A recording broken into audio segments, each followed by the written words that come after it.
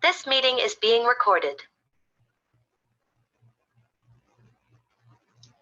Good afternoon. I would like to welcome you to our webinar today, Canadian Stroke Community-Based Exercise Recommendations Update 2020. Thank you for joining us. My name is Alda T, and I am the Regional Rehabilitation Coordinator with the Central East Stroke Network and a contributing author to the Canadian Stroke Community-Based Exercise Recommendations. Just a few reminders before we officially get started. This webinar is being recorded and a link will be provided following today's session.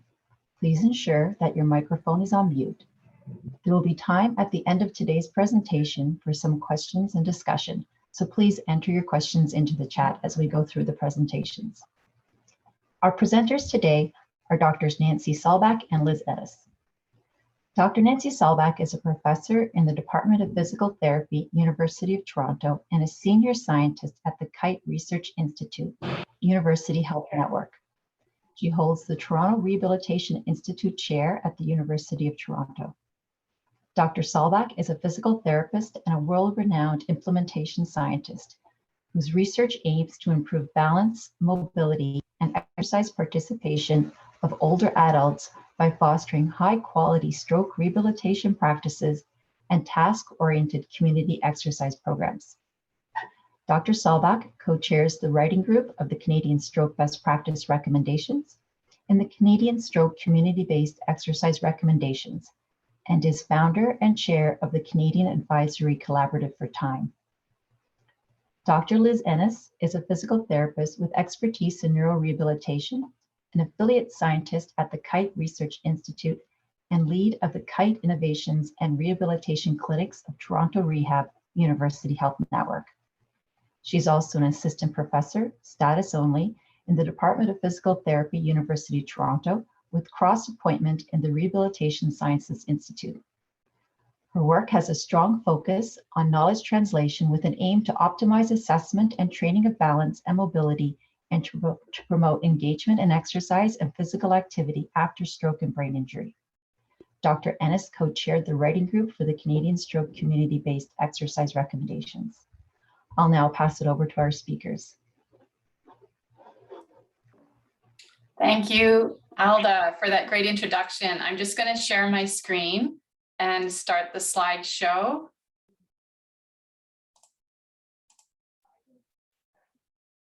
There we go. Can you just confirm, Alda, that you can see my slides? Yes, I can. Okay, great. So Liz and I would like to thank the Central East Stroke Network, specifically Dorothy Burridge and Alda T, for inviting us to present the Canadian Stroke Community-Based Exercise Recommendations Update 2020 today. We would like to acknowledge Brain Canada and the Heart and Stroke Foundation Canadian Partnership for Stroke Recovery for funding this work. After the presentation, we will have time for a question and answer period. So please enter your questions into the chat and we'll have a Q&A verbally at the end of the presentation. The goals of our webinar are to provide an overview of the development and the 2020 update of the Canadian Stroke Community-Based Exercise Recommendations, to discuss and review the 8 core recommendations and implementation resources available for providers of community-based exercise programs for people with stroke, and also to review the accompanying resources that are available for people with stroke and caregivers to support choosing community exercise programs to meet their needs. As I'm sure everyone on this webinar knows, the community-based exercise is very important for people with stroke and stroke-related disability. More than 400,000 Canadians currently live with stroke, and this number is projected to nearly double in the next 20 years.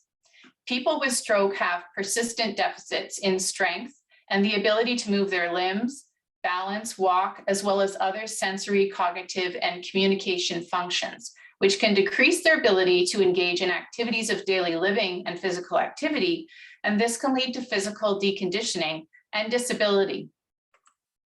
The Canadian Stroke Best Practice Recommendations, as well as other international guidelines, recommend that long-term management for people with stroke include participation in exercise and physical activity after they finish rehabilitation and return to community living.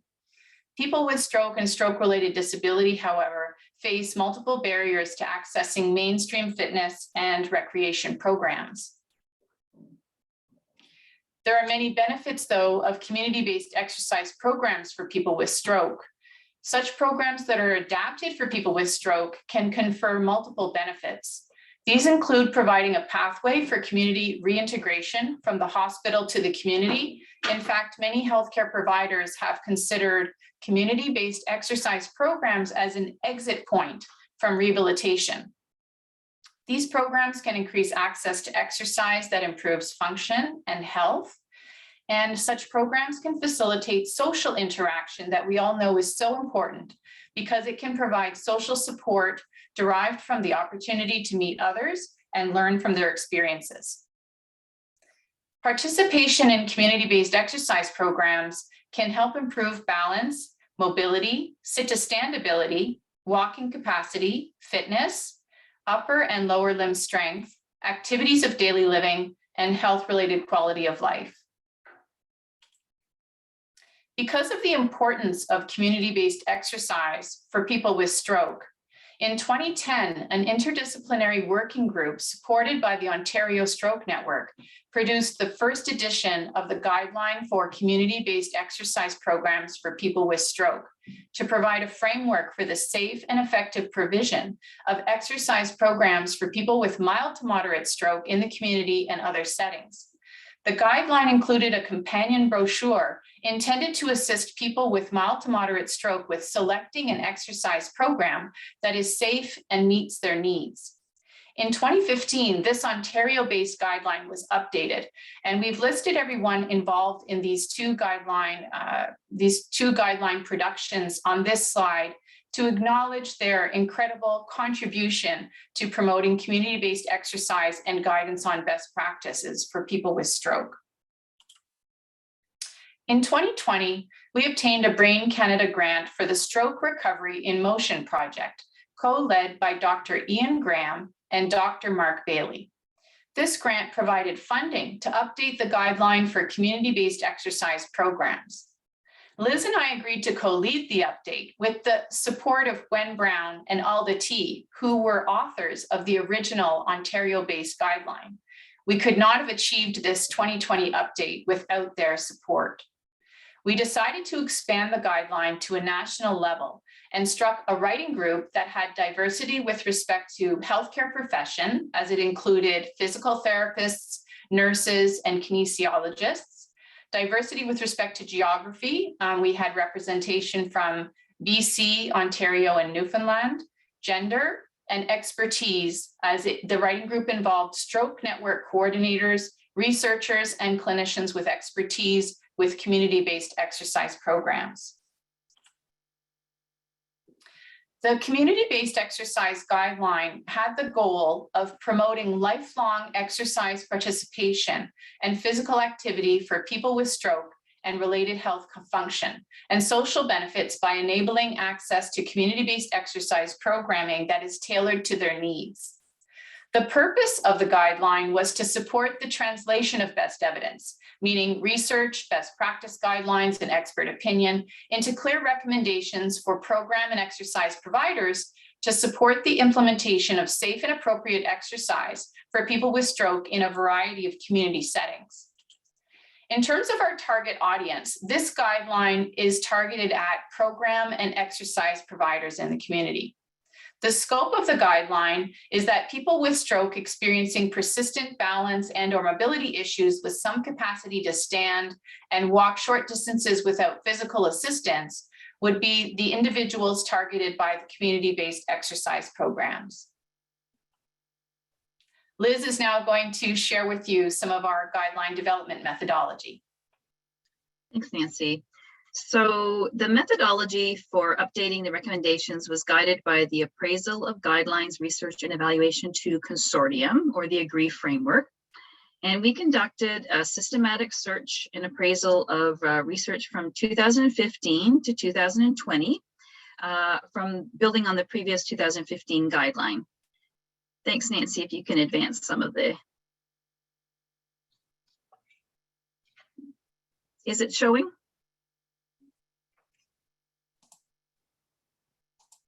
There, thank you. Our search included stroke best practice guidelines, systematic reviews, and primary studies. And studies were included if they were specific to exercise programs delivered in the non-healthcare community setting, included adults with stroke, and informed implementation of community-based exercise programs, both in delivery and content. And we used the 8 original recommendations as a framework. And our writing group then iteratively reviewed and revised or developed new recommendations based on this evidence and expert opinion. So the revised recommendations were then reviewed by 24 experts and end users, including community and program exercise providers, researchers, healthcare professionals, and people with stroke and caregivers. Our writing group then, based on this feedback, drafted revisions, and an iterative process was used to achieve consensus among the members. And finally, our writing group co-chairs graded the quality of the evidence and the strength of each recommendation using the grades of recommendation, assessment, development, and evaluation, or GRADE approach. So I just want to pause again and acknowledge our 24 external reviewers. As noted, they are community exercise providers, healthcare professionals, and researchers with relevant expertise, and they provided feedback on the recommendations and the companion guide. And also the reviewers included people with stroke and caregivers who reviewed and provided feedback specific to the companion guide. And this list is carried on in the next slide. And again, you'll note that we attempted to seek feedback from a diverse group of individuals and representing from across Canada, and notably one individual from Australia. So I don't want to get too bogged down in our the grade approach, but just to highlight that when you review the recommendations, you will see that the grade of each recommendation considers 2 things. One is the strength of the recommendation, and this considers the values and the preferences of people affected by the recommendations.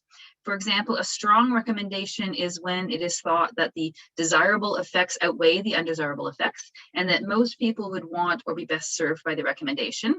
Whereas a conditional recommendation is when there may be some uncertainty or variability in the preference, and preferences exist.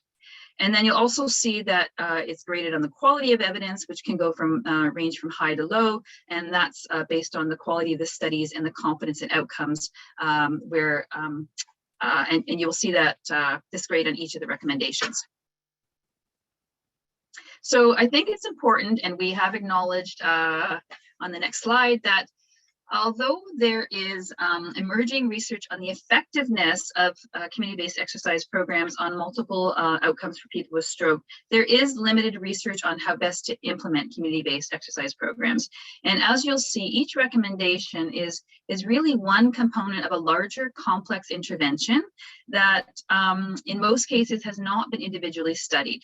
So, so many of the recommendations will necessarily be graded as low evidence, but it's important to I think highlight that the recommendations were informed by the best available evidence, combining both research, best practice guidelines, and expert opinion.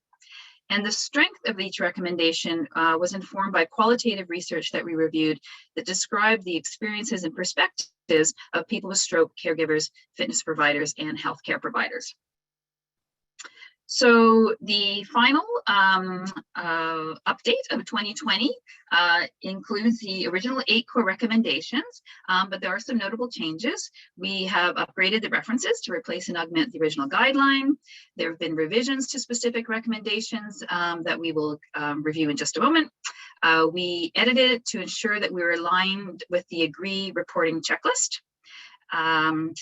A new section is for each recommendation, there's a summary of evidence. And as already noted, there's a grade of each recommendation. We updated the resources to support Canada-wide implementation. And finally, we made revisions to the companion guide for people with stroke and caregivers to assist them in choosing a community program that meets their needs. So now we'll turn it back over to Nancy and we'll start to provide a highlight of the recommendations. Great, thank you, Liz. And sorry, the slide advancing is a bit glitchy. I kept pressing and nothing's happening. So sorry about that, Liz. So it's my pleasure to start off the review of our recommendations. And so recommendation 1 relates to screening by a qualified healthcare professional. And the rationale is that systematic reviews show that exercise can be undertaken with a high level of safety by people with stroke. Nevertheless, people with stroke fall into a higher risk category because of an increased prevalence of cardiovascular disease, diabetes, and stroke-related impairments. Qualitative research shows that people with stroke, their families, referring healthcare professionals, and community exercise providers have concerns about safety and risk related to participation in community-based exercise programs. Therefore, we recommend that exercise providers should ensure that people with stroke have consulted with a qualified healthcare professional, such as a physician, nurse practitioner, or physical therapist, before participating in any exercise program to ensure that there are no conditions that require special consideration or would be contraindicated to participating in the exercise program. For each of our recommendations in the guideline, you will find implementation resources and considerations. Use of standard exercise screening forms, such as the Get Active questionnaire or a medical clearance letter, are recommended. Our guideline provides sample forms from the Fit for Function, FAME, Keep Moving with Stroke, and Together in Movement and Exercise or TIME programs in the appendix. Program staff should review the information on these forms prior to program registration. Examples of information that is commonly screened before program registration include blood pressure status, presence of diabetes, cardiac or cardiovascular disease, pulmonary disease, use of medications, peripheral vascular disease or poor circulation, seizure activity, and musculoskeletal disease. People with stroke have been excluded from community-based exercise studies for reasons such as a resting blood pressure exceeding 180/100 and recent injurious fall without medical assessment. Therefore, it's important to screen this information to ensure that the exercise programs will be safe for people with stroke. Recommendation 2 relates to screening by the program or exercise provider. We recommend that the program and exercise provider undertakes a formal screening process to ensure that the participant meets program eligibility criteria, primarily to ensure a match between the program and the participant. This match is critical to maximize the safety, feasibility, and benefit of the community-based exercise program. The screening process must include assessment of health and functional status using a standardized process and documentation procedure. Clear eligibility, meaning inclusion and exclusion criteria, and linkages to more specialized or appropriate programs or healthcare providers should be in place. Repeat screening is necessary when health status changes.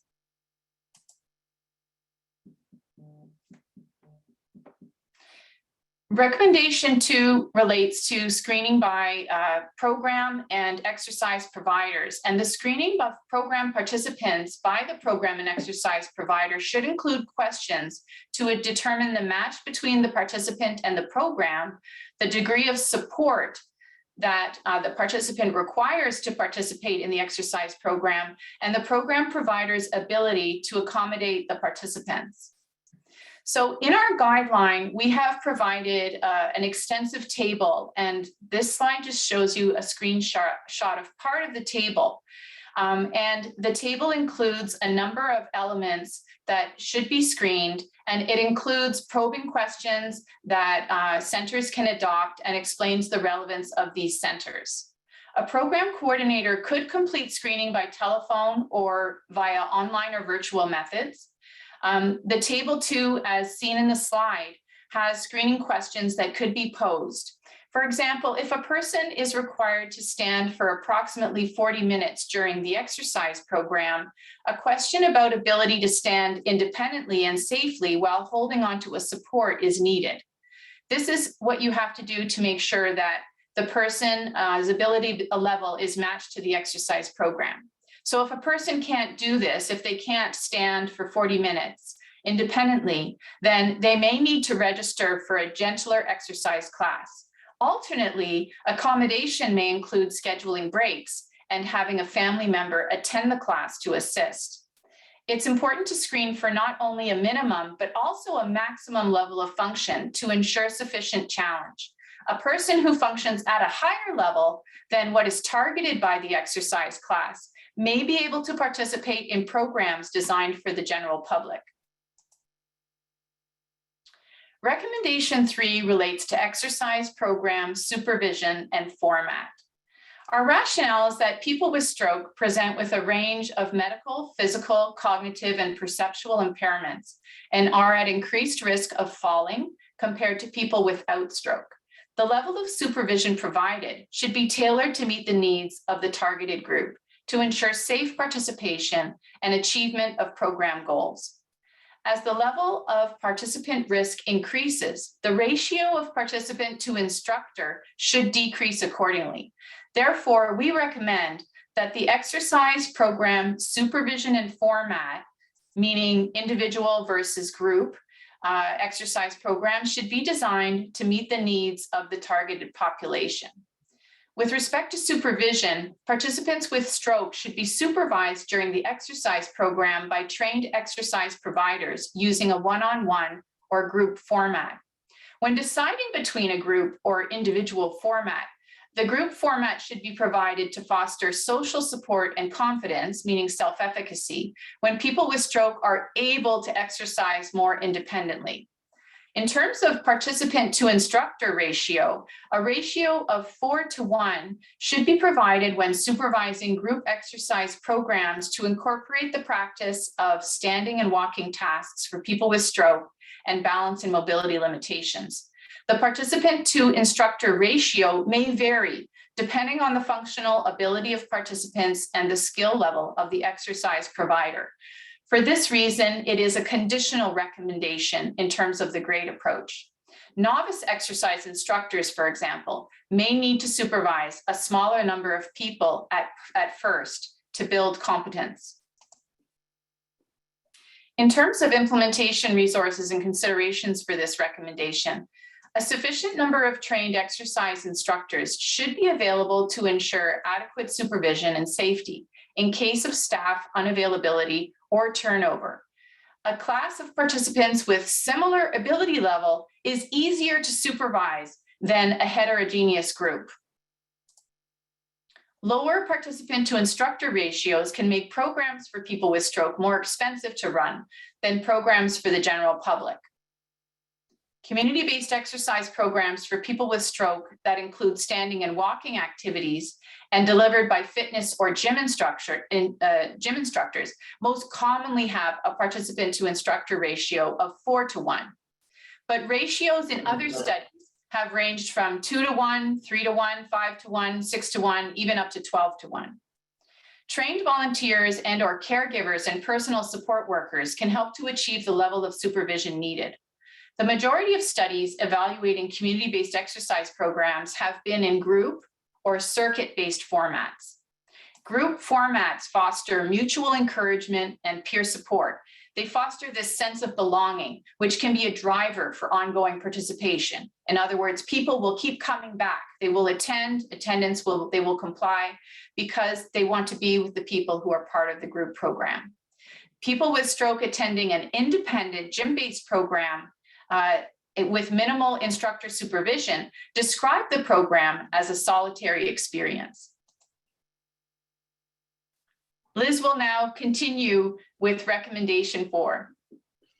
Thanks, Nancy. So recommendation number 4 is specific to exercise program principles. And this is a fairly large section of the guideline that touches on both delivery and content. And I must admit, it was a challenge to get into just a few slides. But the recommendation states that the exercise provider should incorporate standard exercise training principles, including an emphasis on the practice of functional tasks within the program to address the needs of people with stroke. And the rationale for this recommendation is that following standard exercise principles will support a safe and effective exercise program. And we know that there's much evidence for And stroke best practice guidelines internationally strongly recommend that people with stroke should engage in exercise that is task specific, repetitive, and progressively adapted, and that this can improve lower limb function, transfers, balance, and walking mobility skills. And so it follows that community-based exercise programs should, and the majority of those that we reviewed also incorporated task-specific training. We also know from best practice guidelines that it's recommended that people with stroke should participate in exercise to improve aerobic fitness and strength, and that these exercises can complement each other to prevent physical conditioning and optimize function. So within the implementation section of this recommendation, there are key exercise principles to consider in the design of exercise programs for people with stroke, including such things as safety, given the comorbid health conditions or the modifications that may be required due to stroke-related impairments, considerations related to posture, alignment, and mechanics of movement, again, to minimize risk of injury or to optimize functional use and benefit to the affected limbs, task-specific training or the practice of exercises that replicate functional tasks, as we've already discussed. Considerations related to the frequency, intensity, time, and type, or FITT principles related to community exercise programs, and the models that have been most frequently used in community exercise programs that we have reviewed. There's considerations related to progression of exercise specific to those with stroke, the use of equipment that is safe and appropriate, and also strategies to promote ongoing participation in exercise and physical activity. There's also in this section a very detailed resource in Table 3, where the known best practice recommendations related to the frequency, intensity, and time or duration of specific exercise components are detailed, specific to aerobic exercise, strengthening, flexibility, balance, and coordination. And there are also examples listed that provide examples of the types of exercise that could be incorporated into each of those domains, and also stroke and specific safety considerations for each of those areas as well. And finally, there is a table that lists examples of evidence-based community exercise programs. You'll see they're listed fit for function, fame, time, and keep moving with stroke. And with this, within this table, there's summary information related to an overview of the program, who it's appropriate for, and links to references and resources that may be helpful to the provider, either who is interested in learning more about the program or is interested in implementing this program as well. Recommendation 5 is specific to program evaluation and states that evaluation procedures should be in place to monitor program delivery, participant engagement, and program impact. And again, the rationale is that obviously evaluation provides information to inform improvements to service provision, to optimize safety and benefit and participant satisfaction, and can also inform community recreation planning and program marketing to support sustainability. And you'll see that this recommendation was graded as a conditional recommendation, as through end user feedback, there was some recognized challenges to implementing program evaluation in various settings.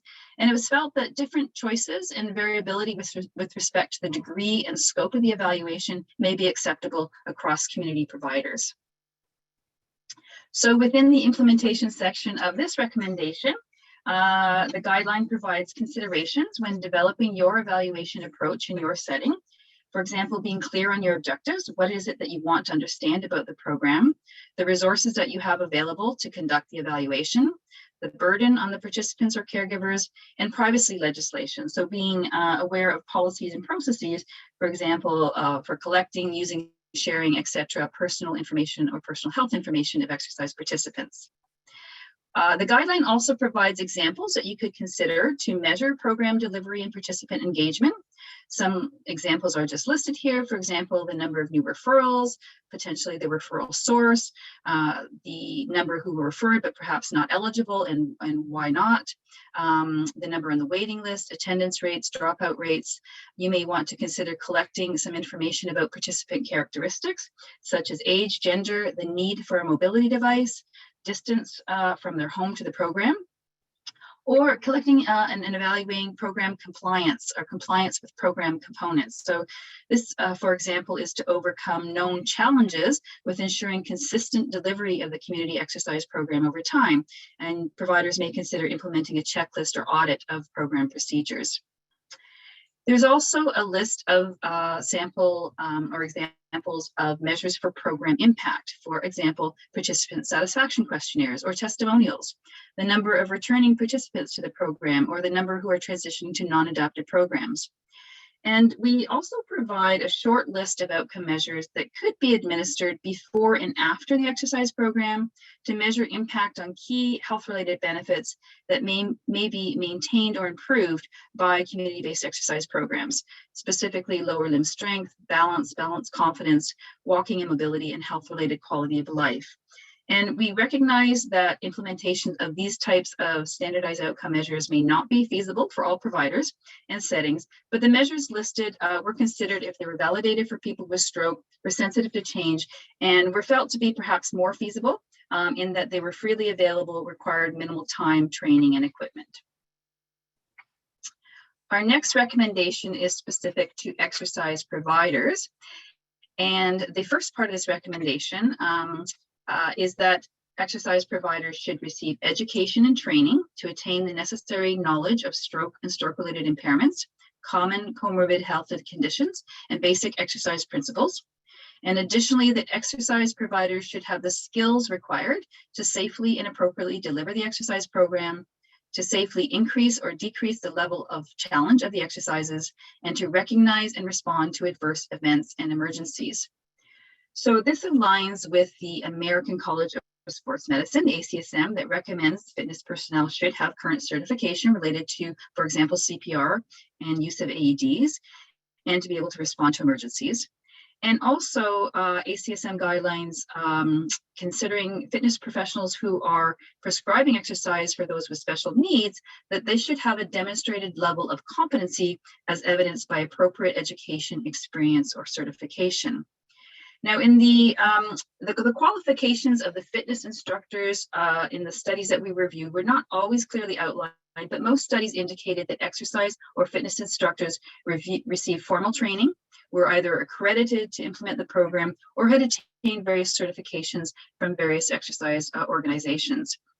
And importantly, from the qualitative research, we know that concerns about safety have been voiced by people with stroke, referring healthcare providers, and community exercise providers themselves. But importantly, exercise providers have also identified that the availability of theoretical and practical training was a key enabler to overcome these concerns. The second part of this recommendation states that exercise providers should establish linkages with healthcare providers who have stroke-specific and exercise expertise. And these linkages can facilitate exercise program referrals, training, and ongoing consultation to support the delivery of a safe and beneficial exercise program. These types of partnerships have been endorsed in several best practice guidelines and were incorporated in some of the programs of the studies that we reviewed. And they're also supported through our qualitative research that we reviewed, where exercise providers, healthcare partners, and participants with stroke perceive these partnerships to be valuable for the reasons listed in this recommendation. So in the implementation section of this recommendation, there are some suggested methods for exercise provider training, such as through healthcare partnerships, e-learning modules, program manuals, in-person workshops, on-site visits, and video conferencing consultations, which we're all becoming much more familiar and comfortable with.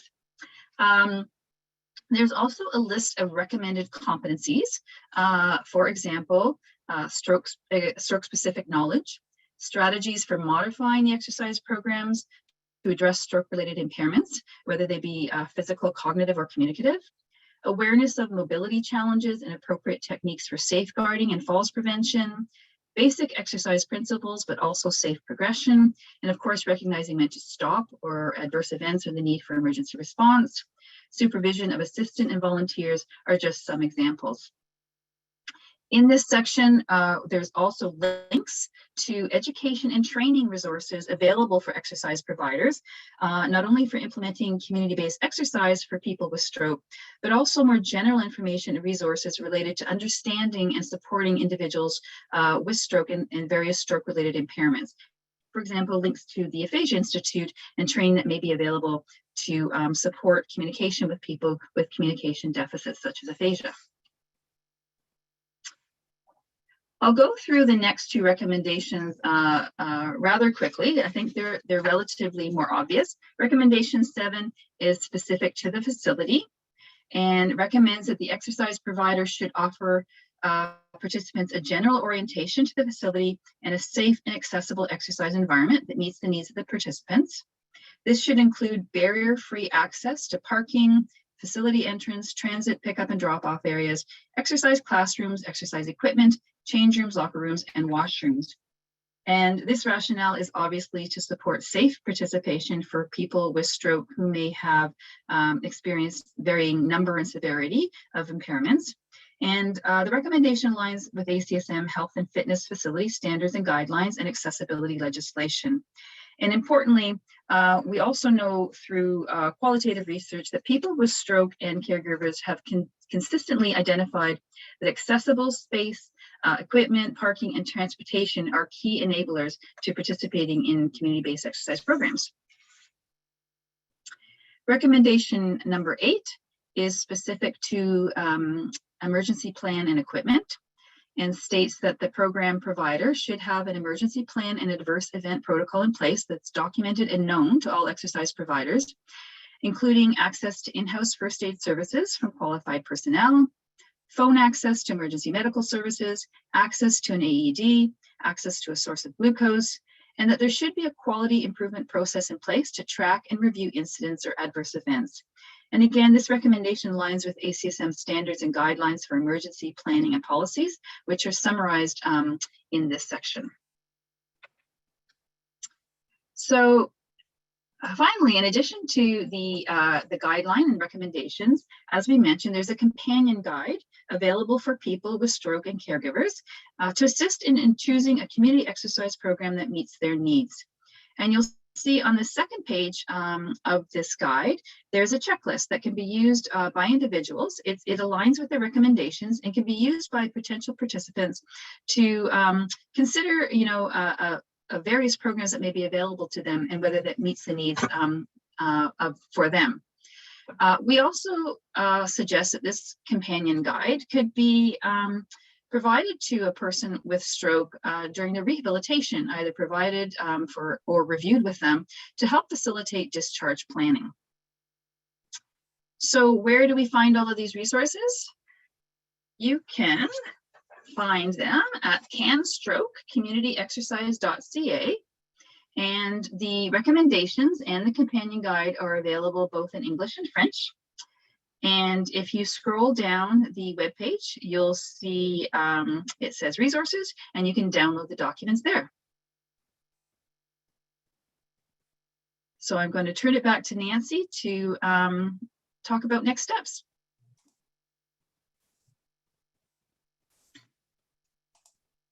Great, thank you, Liz. So just to finish off our presentation today, I guess the next steps are, where do we go from here? So this guideline is available as well as the companion guide. And what we would really like is if you would share the guideline with program and exercise providers in your networks. And this could include, for example, individuals working at a nearby YMCA or municipal recreation centers. We invite you to share the companion, it should say guide there, but the companion guide with healthcare providers in your networks who are referring patients and caregivers to community-based exercise programs. And thirdly, we want to tell you about another amazing resource that will shortly become available on the March of Dimes Canada website. So our 2020 guideline update was funded in part by a grant from Brain Canada. And the overall goal of this grant was to develop a planner which was called the Stroke Recovery and Motion Planner. And it's a planner that gives guidance on how to develop and implement a community-based exercise program for people with stroke so that the program will be sustainable. So it's an extensive and comprehensive planner that reviews who should be involved, what are the budgetary considerations, space considerations. It also has an extensive number of resources in the appendix to support implementation. And these resources come from existing successful community exercise programs like the TIME program, Fit for Function, the FAME program, et cetera. And it has, screening forms when you're screening exercise participants. And so stay tuned, because this is a resource that will be tremendously helpful for not just individuals or groups who are interested in implementing a new program, but it will likely be helpful to organizations that are currently running programs because it may cover issues related to how to sustain your program, how to make sure that it lasts, that you haven't thought about. So please check periodically back to the March of Dimes Canada website for this planner, because it should be very helpful to our community. So just to finish off, Liz and I invite comments on the guideline and on the companion guide, and on how they can be used in your settings, either today during the Q&A, which we're just about to start, or if you'd like to email us afterwards. We've provided our contact information on this slide, but we are interested in your feedback. And at this point, I'm going to end the slideshow, and we're going to start our question and answer period. So any questions you have about the guide or the companion, the guideline or the companion guide. Thank you so much, Drs. Salbach and Inness, for the wonderful overview of the recommendations. And as Nancy had just said, we will take questions, and if you have any, please post them in the chat, or if you're feeling brave, you can certainly take yourself off mute and ask your question directly, or make your comment directly. I know we do have one question for sure in the chat, and it is, how do you know when it is time to engage in physical exercise classes? And is there a time that's too soon?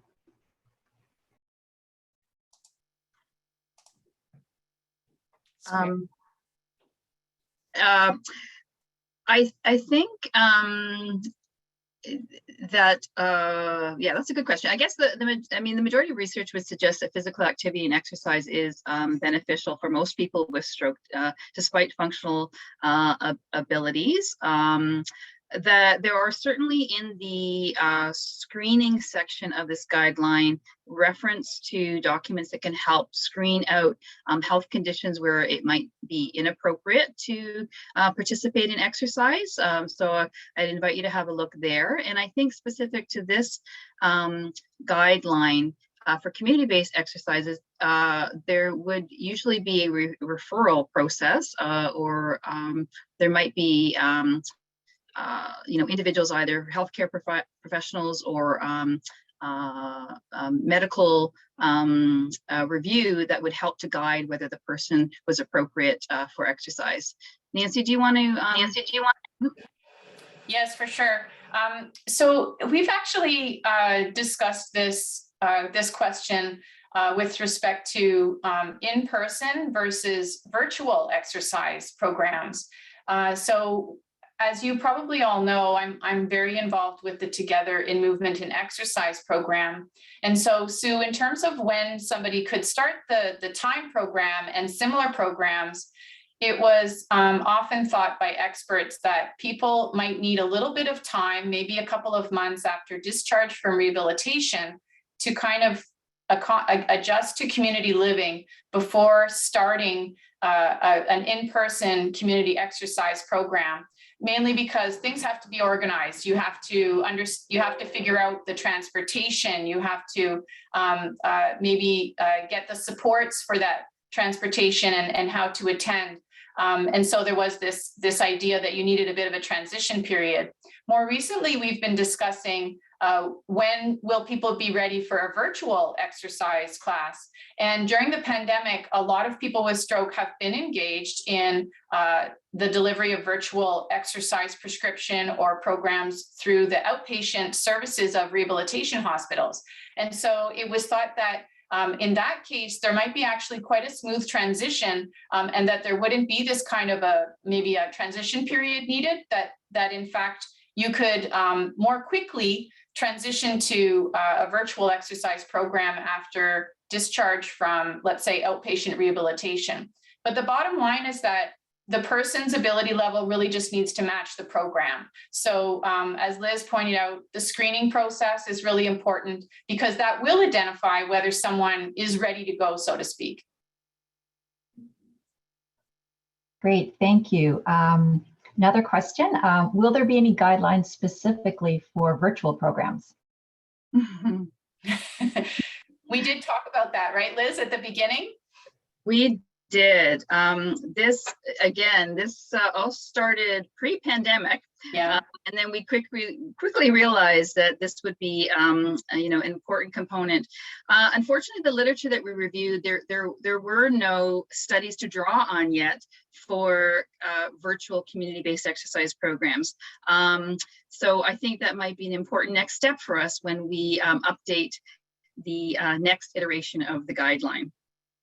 Yes, and I just wanted to note that the Heart and Stroke Foundation is in the process of publishing guideline recommendations related to the delivery of virtual rehabilitation, and that this list of recommendations will help us probably in future to guide us in developing exercise recommendations related to virtual exercise programs.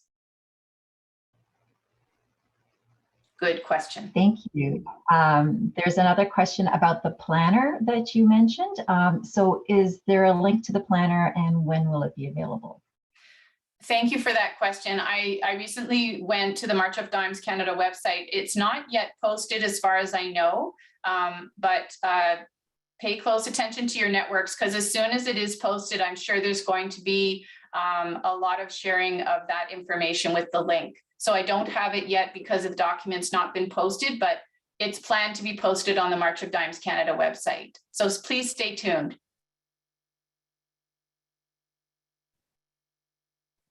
Okay, and I believe we have another question here that speaks to facilitating linkages to such programs. So from the perspective of rehab therapists, from outpatient rehab programs, how can they facilitate those linkages to community exercise programs, knowing, as you said, that once people go home, there's that transition period. And while they may not be ready initially on transition home, how do you kind of promote the value of participation and facilitate that linkage? Sorry, Aldo, was that question about how does the community-based program provider promote the linkages? Was that the perspective? The rehab therapists, so the outpatient rehab programs and inpatient rehab programs. Oh, I think Aldo's probably the best person to answer that question. But generally speaking, the way to promote linkages that have been very successful. I should start with that. We have actually asked program providers this exact question. And what they have told us is that community exercise providers want to be approached by someone who is very knowledgeable about the community exercise program, let's say, that might be feasible to implement in their setting. And that, so it has to be somebody who's an expert, who has the credentials to speak with expertise about community exercise programs for people with stroke. And again, this is in the context of implementing or asking a community program provider to think about implementing a community exercise program. And I'm not sure if the question pertains specifically to that, but and that the initial contact should be, from this particular expert, from a known organization, providing minimal information about the program, like brief overview at the initial contact, followed up by a face-to-face or Zoom, let's say, meeting to describe the exercise program and then to build a rapport and follow up with more resources after that. And that cost is a primary consideration for program providers in the community. And so there are some toolkits available. There are attempts to provide a budget, so overview of what the resources that are required to run any particular exercise program. So that's very, very important. People want to know, what will the cost be in terms of staff, salary, space, and other equipment resources, for example, to run the program. And they also are very impressed by provision of research evidence. So they are interested in the research evidence that shows the benefits of the particular community exercise program, whether it be time, fame, fit for function. So summarizing those that evidence is also will help the program provider to consider whether they could implement the program, even though they may just break even with cost, or offer the program at a loss, in fact. And so is some of that information in the planner that's going to soon be available around like staffing and costs and implementation considerations? Yes, definitely. The planner does review budgetary considerations, and you can, I'm sure everyone on this webinar would understand that cost is a primary consideration when considering to take on a new initiative. And recreation providers, so community exercise providers, know that they're basically being asked to lead the endeavor, right? They're being asked to run the program. So they need to know exactly what is the cost of doing so. Liz, sorry, do you have anything to add to that? And then I guess just another part of the question was around how do healthcare providers and rehab therapists and in outpatient rehab promote these programs with their clients, right? How do you encourage them to attend? Any tricks around there? Mm-hmm.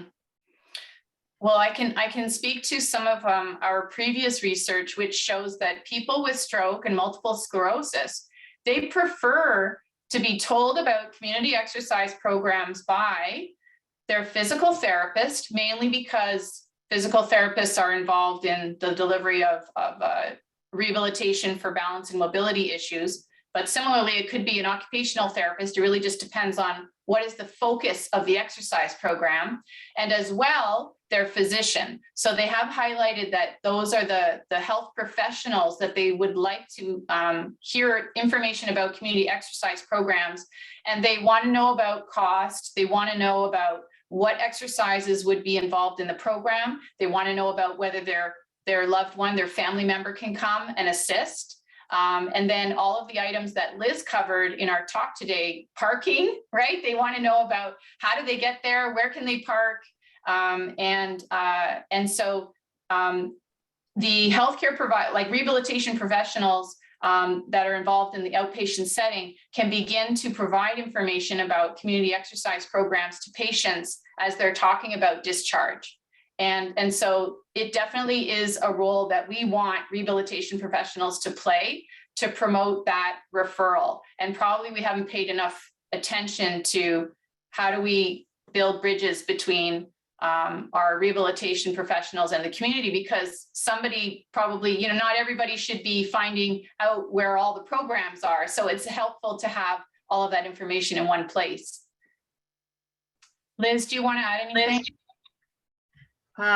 No, only that, going a little beyond the guidelines, obviously exposure to exercise and rehab and building self-efficacy and confidence and knowing that you can do some of this, I think is helpful. And also having, some conversations, and hopefully the companion guide will be helpful in those conversations, but really having conversations about what are the individuals barriers, enablers to participate in exercise, as Nancy was alluding to. Everyone's going to be a little bit unique, and one strategy may be slightly different, or one program may be slightly more beneficial for another, depending on that individual. So having those conversations early, I think, and really exploring those things to help bridge that gap. And there's actually a similar comment in the chat. Someone is saying that they use the Canadian Partnership for Stroke Recovery Patient Education booklet to assist with this conversation on the importance of exercise and start this in rehab. Yeah, and we also have another comment here regarding using recreation therapists to do community outings to these types of programs helps the person with stroke see what the program is like and that they can feel more comfortable in attending once they are home.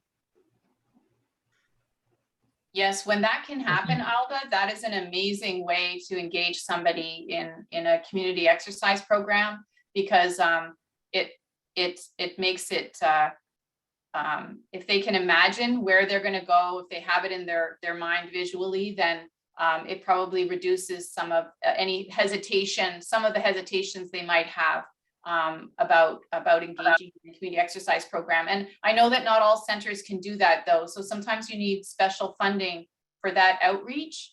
But maybe, you know, we think about the future of our service delivery, like, shouldn't this be part and parcel of what we want to achieve? We want to build these bridges. We want to have these opportunities where patients can visit community centers, where maybe the healthcare system can provide some funding towards this type of endeavor so that they facilitate. Basically, our goal is, what is it? Lifelong participation in exercise and physical activity so that we can live longer and healthier lives. So what do we need to make this happen? We need these linkages with community settings, and we probably need funding to help us with that.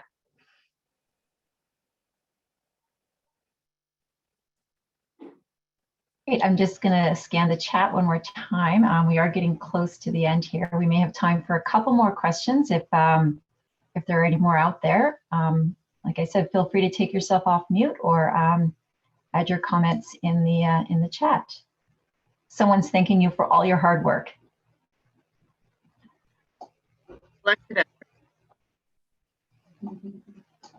I don't see any new questions.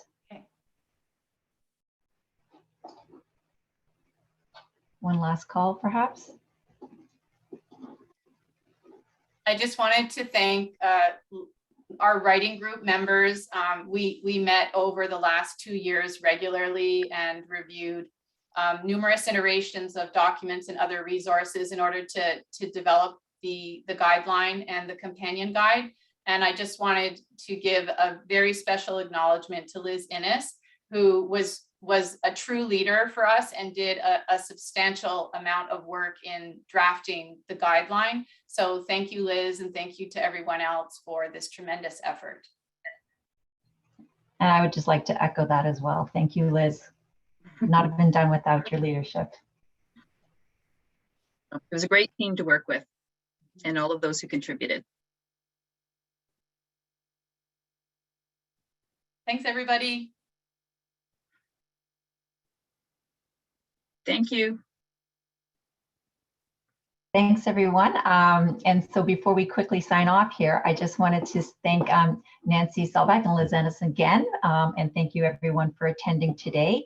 Be sure to take a few moments to complete the evaluation, as it helps the presenters as well as the Centrally Stroke Network in informing future topics. There was a link in the chat, and as well as it'll be part of the follow-up email, which will also include a link to the recording as well. Thank you, everyone. And we're getting some kudos and whatnot in the chat still coming up. So thank you, both of you again for a great presentation. Thanks. And enjoy the rest of your day, everyone.